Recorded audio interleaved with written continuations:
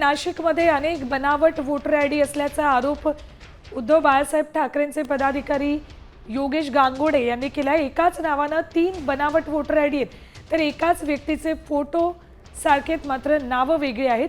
एका आयडीवर नाव महिलेचं मात्र फोटो पुरुषाचा आहे। अशी अनेक बनावट कार्ड तयार झाल्याचा संशय व्यक्त केलाय।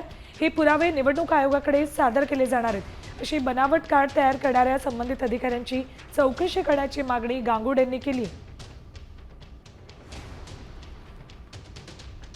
नाशिक मतदारसंघात असे मतदार आहेत की त्यांचे एकाच नावाचे 3 शैक्षणिक कार्ड बनवले गेले, म्हणजे तो 3 ठिकाणी मतदान करू शकतो। आणि महिलेच्या नाव महिलेचं आणि फोटो हा जेंट्सचा त्याच्यात करण्यात आलेला आहे। आणि मतदार यादीत कसं असतं, मतदार यादीत जो नो फोटो असतो त्यालाच हे मतदान करू देतात। आणि त्यावेळेस जर निवडणूक अधिकाऱ्याशी आपण जुजत घातली तर त्यावेळेस सरकारी कामात अडथळा घातला याबाबत ते गुन्हे दाखल करतात। निवडणूक निर्णय अधिकारी यांच्यावर शेवटी एक प्रश्नचिन्ह आमच्यावर निर्माण झालेलं आहे। आता isakal.com आहे देशातील नंबर 1 ची मराठी न्यूज वेबसाईट।